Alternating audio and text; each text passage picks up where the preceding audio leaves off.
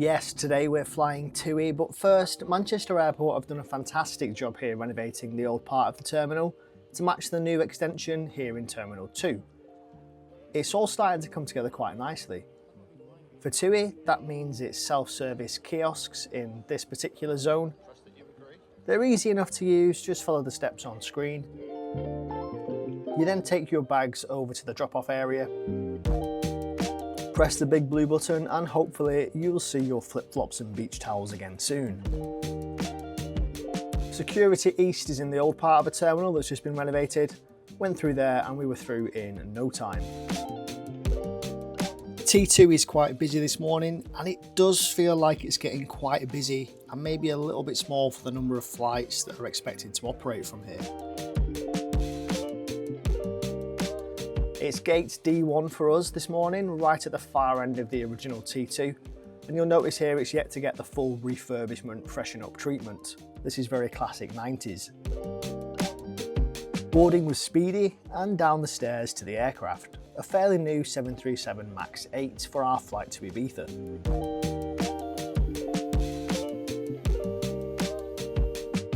On board and it's TUI blue mood lighting.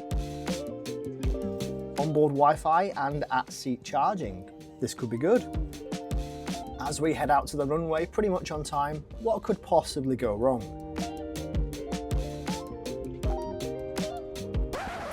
Well, all lined up for takeoff and then, well, a fault flagged up in the cockpit, so we're having to do a 180 on the runway and head back to a quieter part of the airport to do some troubleshooting.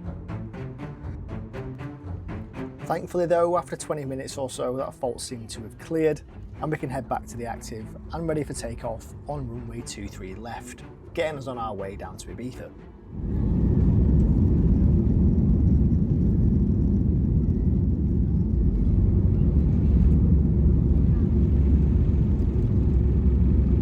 There's always something reassuring climbing out of a dark and gloomy Manchester morning. Thanks to the 10% of you watching that are subscribed.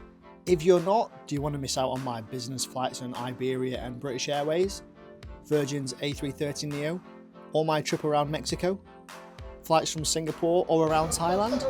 Subscribe now so you don't miss out. And of course, please give the video a like and let's catch up down in the comments. We've been on board maybe 90 minutes or so now, so a trip to the loo is definitely in order. 737 MAX toilets are tiny and quite tight. TUI offers the basics in here, plus plenty of mirrors actually. Maybe you can watch yourself taking a Looking up the cabin and you can see how TUI fits this out. It's a standard MAX with a sky interior. Seats are 3x3. In fact, TUI have 189 seats on board. The back row is a tad tighter than the rest, so I would avoid the very last row if you can. Back at my seat now, and my travel companions have decided to demonstrate the booze on offer here at 7 AM. Vodka and a Madri. Looking at the in-flight menu, there's a decent selection of drinks and snacks, so you won't go too short as long as you're prepared to pay. If you are hungry, TUI have got you covered here as well. There's a solid selection of what you might expect. You can't really go wrong with a toasty, but I would question ordering a lasagna on a morning flight. Meal deals though, they're available as well. And of course, this being a holiday jet, they're keen to flag that you can pre-order your meals as well. An all-day breakfast, pasta, or meatballs, anyone? Anyway, back to the seats, and I am really pleased to say that the charging ports on the seats did work. Now, I don't think they were fast charging, but it's nice to have the option, and that is a big tick versus Jet2.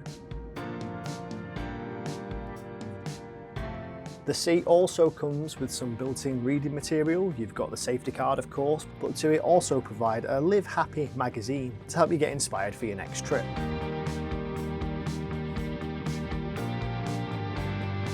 There's also a comprehensive duty-free magazine, which, as with Jet2, the crew were very happy to tell you all about, especially their one-off, today-only promotions. Jewellery range, watch range, even the likes of the Radley and Boss watches, these are all included and give you an additional 20% off the brochure price. And the cafe menu we've had a look at.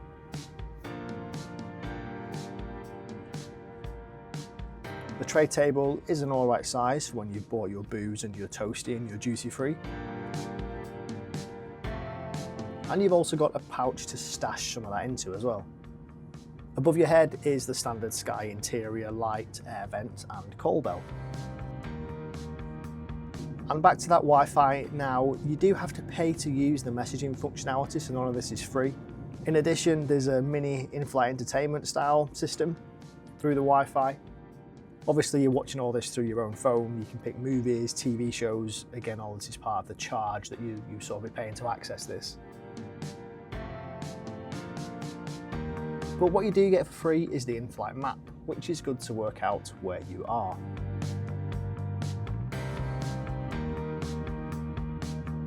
So we're just starting to have a set now down into Ibiza, 25 to go. Seatbelts on, come on. And as you've just started our descent towards Ibiza, the fasten seatbelt signs will be switched on. Very easy. So it's a very chatty flight. Curry keen to tell you loads of information, probably a bit overkill, but it's a holiday flight and it's geared as such. Certainly lots of enjoy your holiday announcements, lots of ways that you can enjoy your holiday better by buying extra things from TUI. One round of food and drinks went through the cabin, followed by a duty-free round, some exclusive deals apparently. Let's see how exclusive they are. So yeah, one of each, that's it. I think if you're on runway, they probably go up and down a couple of times. It's been a quiet flight for the most part. Last hour's been a little bit louder. A lot of children on it. We're just approaching school holidays and it's a holiday flight, like I said. So I think everyone here is generally going away. Overall, would I fly TUI again? Yeah, probably would. They were not the cheapest option on this flight, but worth it just to see what's going on. It's been a while since I've flown before. I think I paid about £50 for this flight about a week before travel. Maybe £11 to pick that particular seat.